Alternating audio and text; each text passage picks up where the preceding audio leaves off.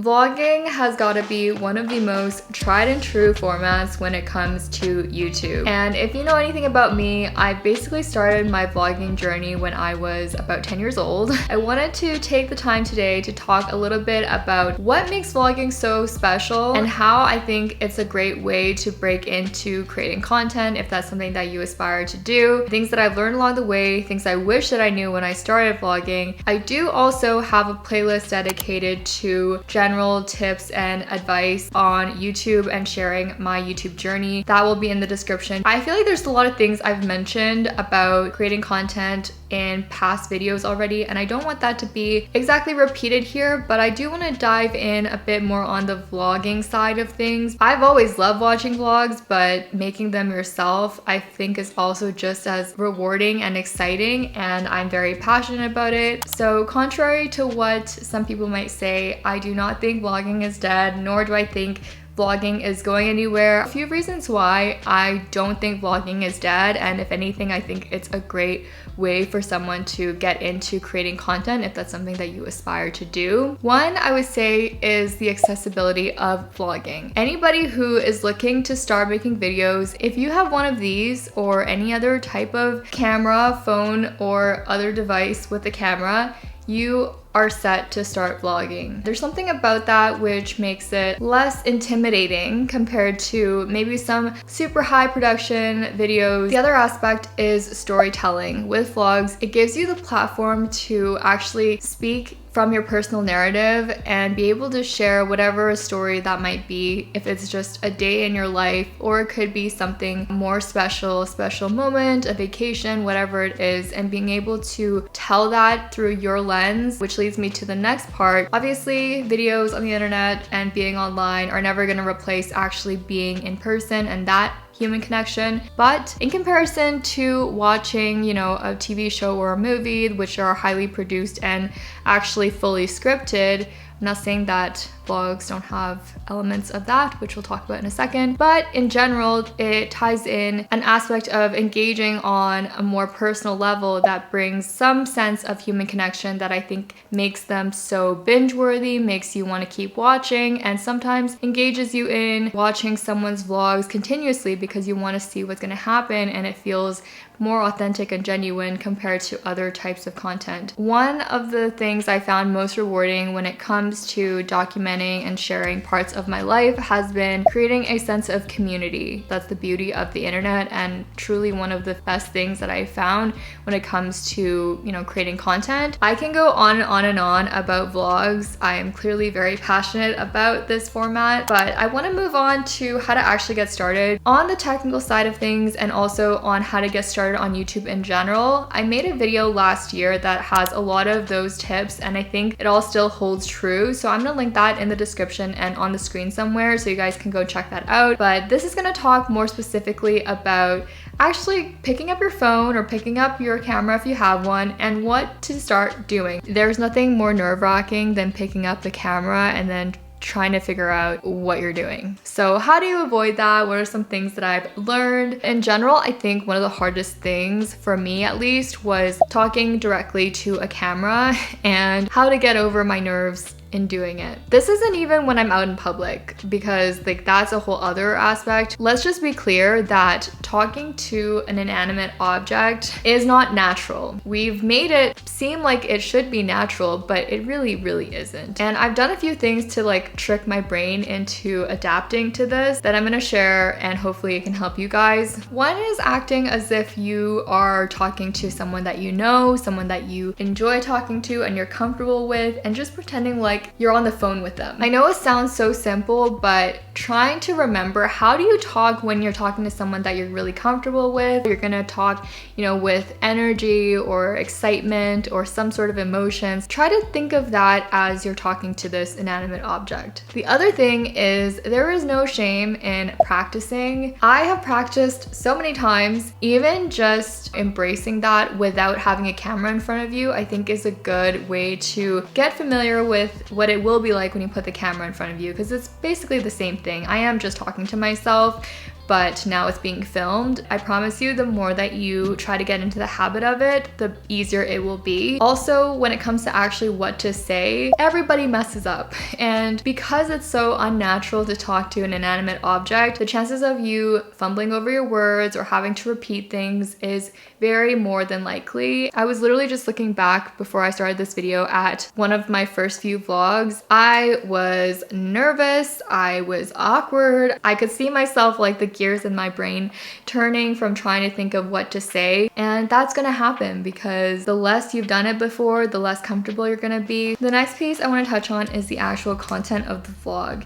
To plan or not to plan. To be honest, I feel like I've had the most success when vlogs have a mix of structured and unstructured moments. It is very helpful, and I would recommend just having some sort of outline or bullet points of the things that I want to say, the points I want to make sure that I'm not missing anything important. But some of the best vlog moments are completely unplanned. And I think capturing those spontaneous interactions and unplanned moments can bring a level of authenticity and excitement to your content. And when I feel like filming something for a vlog but I don't have my full vlog camera with me, my phone is the best to record those moments. That's why I'm so excited to be working with the sponsor of today's video, Insta360. Insta360 had so kindly sent me their latest smartphone gimbal that just came out, the Insta360 Flow Pro. After putting it to the test, I truly believe this is the tool to help anyone take their vlogs to the next level, whether you're on the go or filming at home. Not only does the Insta360 Flow Pro help stabilize your phone clips, but it's also packed with tons of new and improved features. The all-in-one design makes it super portable with so many useful vlogging functions. It's foldable and comes with a protective pouch that easily fits into my bag for any adventure. Apart from being a gimbal,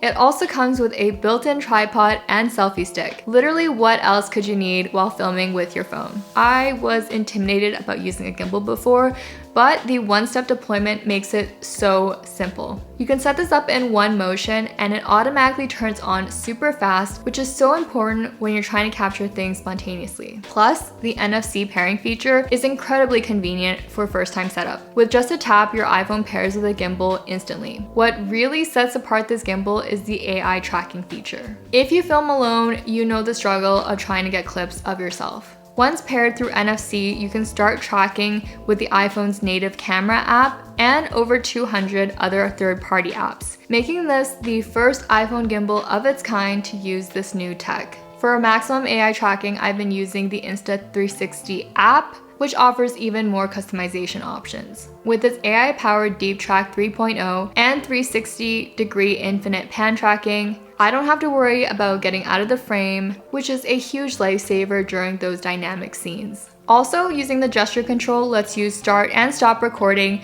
without having to even touch your phone. Pairing my phone with the Insta360 Flow Pro has been a game changer, and it's unlocked so many new angles, shots, and more to bring another level of creativity to my vlogs. If you also want to take your vlogs to the next level, check out the Insta360 Flow Pro. And I'm excited to share that Insta360 is kindly giving away a free all-purpose tripod for the first 30 orders on the new Flow Pro through my link below. Thank you again to Insta360 for sponsoring this portion of the video.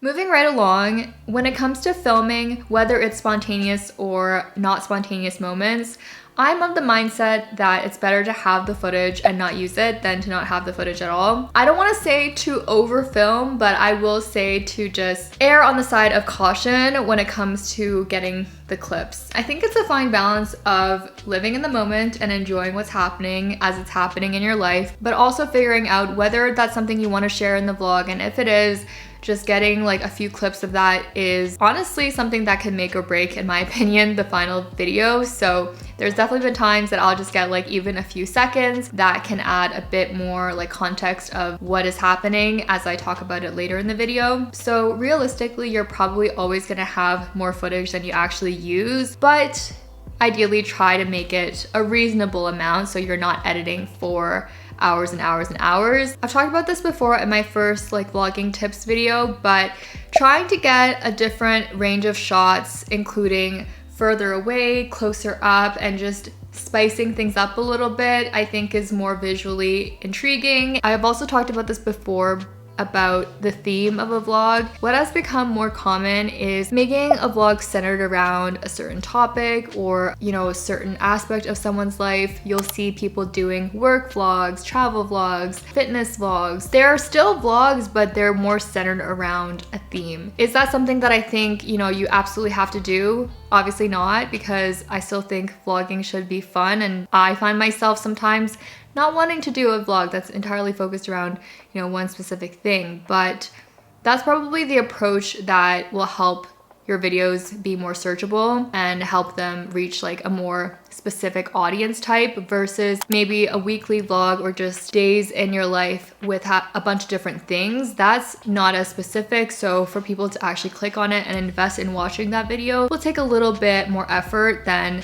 making a vlog that's all about one specific topic. Like bookish vlogs are really popular right now. I'm obsessed with them because I know I'm watching a video about books and I love books. Whereas a vlog about someone that I don't know who's doing a million different things and I have no previous experience watching this person is gonna take a bit more time to decide whether or not I wanna keep watching. So those are two approaches. So that's one thing I would suggest thinking about, if nothing else, before you start vlogging, is what direction is this gonna go in? Are you just filming your whole week? You wanna make this a weekly vlog? Or do you plan to make it very specific? Your channel is actually very specific to fitness, for example. Then that leads me to my next piece of advice. When it comes to actually thinking about what makes sense to film or not. Again, these are just, you know, things that I've kind of gathered from my experience, but there's really no hard rules. Do whatever makes you happy. This is just my general observation and what has worked for me. But when it comes to filming through the days, for example, it took me so long to realize that I really don't need to film every single thing that's happening. And for some reason, as I was starting my vlogs, I thought that every single thing that happened, I had to tell the vlog about, or every single thing that happened, I had to film. You definitely can, but if, for instance, the vlog is actually very specific to a theme, anything else doesn't really need to be included in that. I think I was getting stressed out about having to film everything when I was starting vlogging, and in reality, you don't need to do that, and it actually has given me a lot more like flexibility when it comes to vlogging, because it's whatever you want it to be. Don't feel like you have to film every single thing. If there's moments with your family or in your personal life that you want to keep private for yourself, that's also something you don't have to film. You don't have to film every single thing. It's whatever you want it to be and whatever, you know, you have the capacity to film and include in your videos as well. I would say another thing that is important when it comes to vlogging is actually engaging with your audience, whether that's through the video. I know people ask questions and ask for some sort of like input or feedback in a genuine way. Like, don't just, you know, what do you think about this? And then like not actually care about it. It's almost like a two-way conversation instead of just somebody talking at you. Being yourself is also one of those things that can come with time, but is very important. When I talked about, you know, the awkwardness of talking to a camera, that doesn't go away overnight. If you naturally are amazing at talking in front of a camera, then that is super cool, but majority of us aren't. So if that's the first step, then actually showing your personality and actually being comfortable enough to interject, you know, some of those things that make you who you are is gonna take more time. But I will say, avoid trying to be like someone else. I haven't really seen that in the videos that I've watched, but imitation can be flattery, etc. But also people that are gonna continue watching you probably wanna watch someone for who they are. Another thing when it comes to vlogging, there is some sort of perception around like people that are in public and being disruptive and distracting, especially when you're trying to vlog. I personally have tried to find a way to vlog publicly that fits my comfort level. And I think there's nothing wrong with taking that approach if you aren't comfortable with filming yourself in public. That said, I think there is a lot of value in trying to challenge yourself, challenge that social anxiety when it comes to filming in public, because at the end of the day, it's actually not that big of a deal, especially if you're not being disruptive or disrespectful to the people around you and wherever you are. But I don't think people often talk about like how to find a sweet spot in between that. Am I the type of person still that's gonna go walking around and like film myself doing a whole monologue walking down the street? Probably not, because that's just my personality. However, I do find myself finding ways that I'm more comfortable with when I'm filming is finding areas that are more quiet, or filming clips like with a camera prop somewhere that's not disruptive or not very noticeable, and there's nothing wrong with that. So just know that if you don't feel like your confidence is 100% when it comes to filming outside, I'm right there with you. You can do voiceovers. If you don't want to film yourself talking outside, you can talk behind the camera instead of filming yourself. A lot of different ways to film. I also want to cover off some common mistakes when it comes to vlogging, including things that I personally do and I'm trying to work on. First is when it comes to actually, filming yourself and talking, I am really trying to work on actually talking to the lens of the camera, which looks like this, but it's very easy and very tempting to look at this, which is my viewfinder. And if you have a camera that has a flip out screen, that's what the viewfinder is. And this is really made to help you know that you're in the frame and that everything looks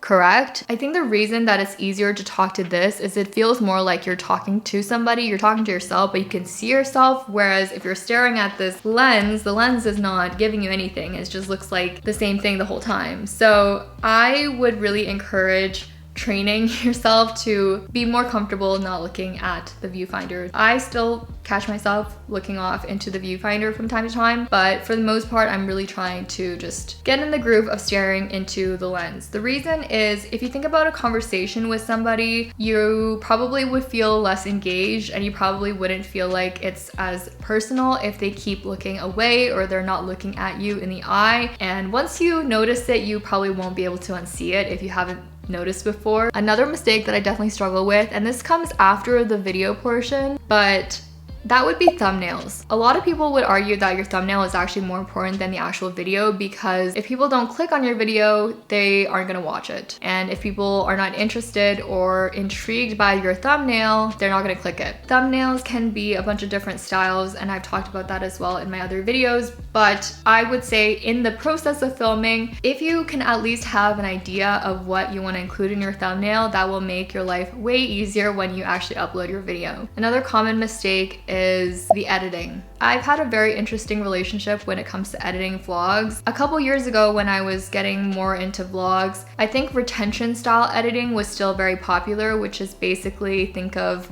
Mr. Beast and other very fast-paced videos. So people associated that with the formula that you should use for other videos as well. Basically trying to make things very, very quick and a lot of zoom ins, all the things. That really stuck in my brain. And I actually watched some creators that did more of that type of editing. And gradually, as some of you may notice, the trend has actually been to make things better paced. So it's not super quick, not super loud, the opposite of retention editing basically. And when it comes to vlogs themselves, I used to feel like I had to include a lot of different things like snappy text or memes or sound effects. It's not to say that those things aren't important or can't add value to it, but it's not the end all be all. How I really came to realize this is I used to do a lot of zoom ins and zoom outs. One day I decided I am not gonna do this because I actually don't have time and I